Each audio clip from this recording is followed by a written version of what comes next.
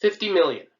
Over 50 million people will die fighting World War II. There'll be about another 20 million more who will die from diseases and famines related to the war.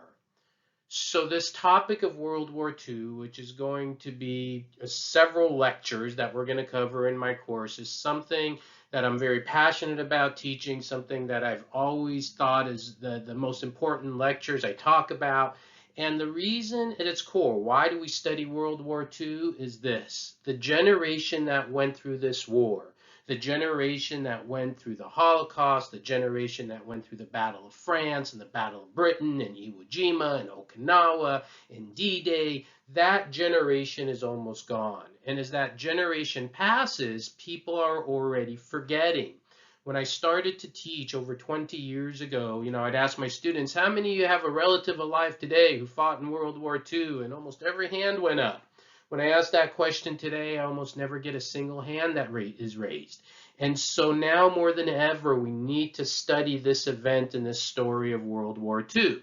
So the way I'm going to approach these series of lectures is, instead of having one or two or three very long lectures on World War II, I'm going to set it up in a series of short lectures. And so for all my students, you're going to watch this in your modules, one lecture at a time, get through all the material. For people who are not my students watching this, you have options. You could either watch it in the playlist that I'm going to create for this one at a time, or maybe there's a certain topic you want to know about. Maybe you're curious about the Battle of France. Maybe you want to know what appeasement is, and you'll be able to find them that way as well. But this is just such a vital topic to understand, and we're going to get into a lot of detail on this. And I want to start by just kind of outlining what this series of lectures is going to be primarily about. What are you going to learn as you watch all my lectures on World War II? And so there are a few things. Number one, of course, is the causes, right? Why did World War II happen in Europe? And when I say causes, the long-term and the short-term causes. Some of the causes of World War II go a generation earlier, even longer than that. And other causes are more short-term. They happen right before 1939, of course. We're also going to cover the causes of the war in the Pacific. Since I primarily teach a Western civilization class, the emphasis is going to be on Europe, but I do definitely cover, U.S. involvement in this, and, how the United States gets involved in Pearl Harbor, and, how did that happen, and we'll talk about that as well. I'm going to cover many battles, just a few of the highlights you could see there: Battle of France, Battle of Britain, Battle of Atlantic, D-Day. And the other thing I love doing when I lecture on World War II is the personal stories, right?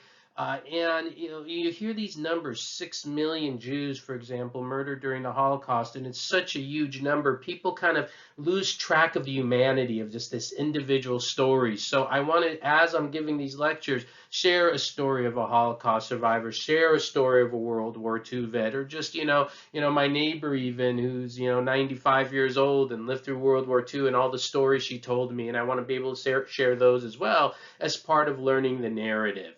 So that's what we're going to be doing. So this is just a quick little few-minute introduction on our stories and what we're going to be covering. You'll need to know all this for all of my students, and for everybody else, I really hope you take some time to watch these lectures, learn from these lectures, and and if you have questions, please let me know. Right? It's a very important topic, and of course, everything I'm going to cover is still just kind of survey course material. You could take an entire course on the Battle of Britain. You could take an entire course on the Holocaust. You can actually spend a lifetime studying it, just to give you a couple of examples. But for people may just want the beginnings, the introductions, the most basics, this series of lectures should hopefully be very helpful to you all.